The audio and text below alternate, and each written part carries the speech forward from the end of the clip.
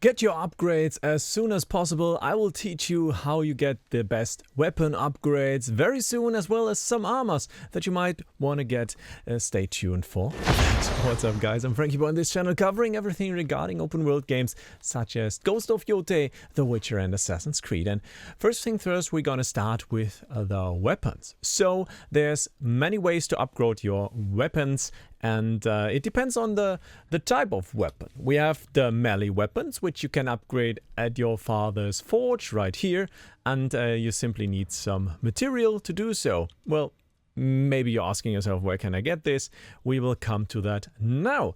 So we got the Oni Raider Mask pieces that you need for your first upgrades for the weapons, as well for the top upgrade. Like the bottom one is always with Shinobi, and then it comes together to the gun parts. Why would you need gun parts for a katana? I certainly don't know.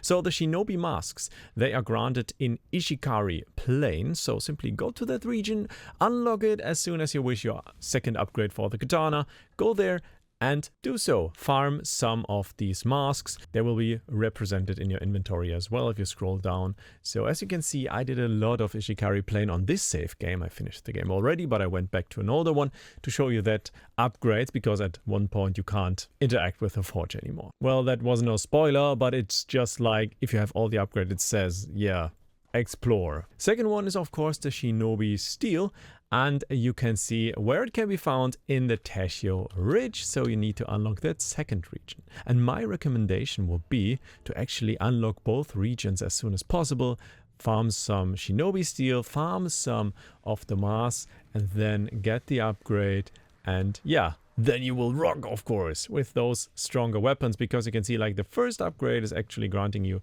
a lot of damage, the second one still a lot, and the third one just finishes it off. But these gun parts, where you to get those, of course, in the Oshima Coast. And sad news first, you need to unlock it after you finish the main story in Ishikari Plain, as well as Teshio Ridge, as well as Tokachi Range.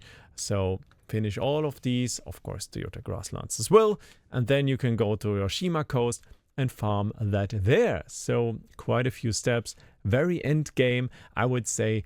First possible after 20 hours, if not 25 to 30, until you get there. I explored a lot and took my time to do a lot of open world stuff. So now you know how to upgrade your melee weapons. We're gonna talk about the ranged one, and it's different here. Of course, this upgrade right here can be acquired. Of course, you need these materials as well. Shinobi Steel right here, etc. Gunwoods, but you can do so here in the first inn, of course, at Run the Bower, and you run to her to get these upgrades for your bows. At one point they one-hit enemies, well, not they, but the sniper bow does, so that Yumi called heavy bow, and this is gonna be awesome. I wonder what that flight path was. That looked pretty weird and not straight, but yeah, I think it works now.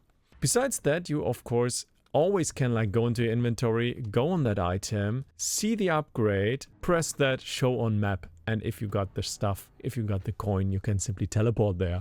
It's that awesome, right? So that's some really decent thoughts that they put into mind when they put this together, and I can now update that bomb to the maximum. By the way, the blind bomb, it's trash in my opinion. I never use it, to be honest. But of course I got it because I wanted to try it out. Would not recommend. There are a ton of better tools. Speaking of tools, yeah, they can be upgraded as well at the people where you get it. For example, the Kusarigama, not the Kusarigama, the kunai are provided here in that area with an NPC called Hana, and you can simply talk to her, have a little quest line for some talismans, for kunai, etc. So it's always worth to follow that path of the tools you like, because you will get some useful stuff for that specific builds. Speaking of the first armors, I already told you about the armor of the Undying and the two stealth armors from the Teshio area. Now actually the Onryo armor is the first one you have, and it is not upgraded at all. You upgrade it through story progress, and that's the only way to get it upgraded, so you need to do that. One of the easiest upgrades that I did miss was the Saito's Training Fortress. Do that, it's just a short mission and you will get an upgrade there. So it's totally worth your time if you like that Onryo armor, because like yeah, the fearing chance is pretty amazing at one point, and then the wolf will arrive and it will be a lot of damage. Besides that, there are two armors that you can consider. The first one is the Bounty Master armor, and you definitely need the first upgrade for it to make it work, because it will then increase the dodge window by a major amount.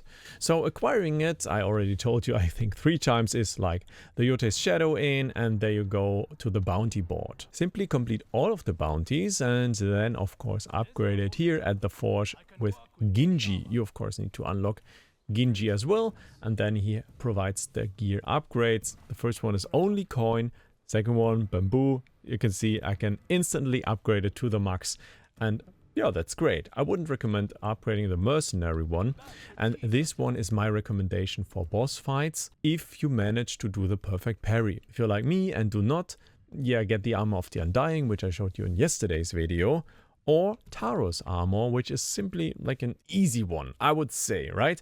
You get a medium amount of spirit gain, but you need to have the cooking bonus, and that's, you need to be at the campfire all times and do this every day. Make it your routine and this will work. You get also like a moderate amount of health increasement, which is okay-ish. I mean, parrying is better than health, and I would say health regain is better than health. But the fire and cold damage is pretty interesting, and you can totally use it in the Ishikari Plain as well as the Tesshu Ridge, so that armor will help you out, because there you have fire and cold damage, and especially in Ishikari, there you have a ton of fire damage, enemies throwing fire at you in many ways, so that can come in handy.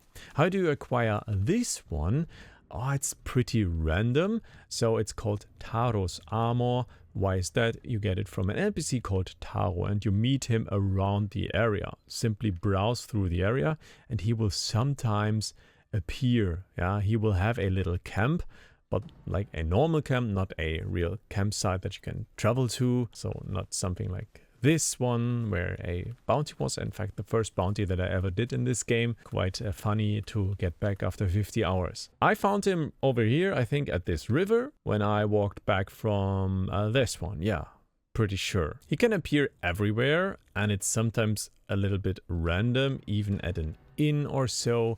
But most of the time you will find him somewhere out there. So my recommendation, if you don't have that armor yet, you need to then help him. Go out to the hills, run somewhere, and you might be lucky to find him. I think if you like run around for 5 minutes, it's totally impossible to not find him, especially in these open areas. And of course, the points of interest are kind of marked in a certain way that you can, of course, use to your advantage right here. By the way, I find it quite funny that you have these cinema bars in these first areas, while on a mount in the other areas, or the later ones, they seem to disappear. So this kind of is the goal, to make it look wide and epic and cinematic, but they turn it off in the snow area. I don't know why. But yeah, I would look out for like points of interest, like potential stuff, and maybe you find Taro somewhere in trouble, and you will likely notice him from afar because he's shouting. So there's tons of upgrades you need for your weapons. I would totally recommend upgrading the wolf blade, the katana, in the first place, because that's the weapon of choice. The weapon you're likely gonna use the most in that whole game. And afterwards, I would say the dual katana, get that as soon as possible, upgraded as well as the kusarigama. These were my 3 weapons of choice when I had the choice, and I rarely used the other ones, the yari and the big sword. I certainly do not like it that much, but you might have a different taste, so of course feel free to upgrade everything as you like in your order. But I would say getting the bows upgraded as well as getting the wolf blade is first priority. Then have 1 boss killer armor, have 1 regular armor and 1 stealth armor for your loadouts, and then of course save it up and do some loadouts right here. Makes sense to save it. Hopefully that helped you guys out a little bit. I'm curious where you are in Ghost of Yōtei, and I wish you the best. Wish you hopefully have a lot of fun. This game is just amazing, and yeah, content is just starting out, so follow for more tips and news on that game. Feel free to also check out this video which I created for you, or that one, both on Ghost of Yōtei, and also make sure to follow and hit that bell notification. That would be amazing. Thank you so much. Au revoir und ich bin raus. Ciao.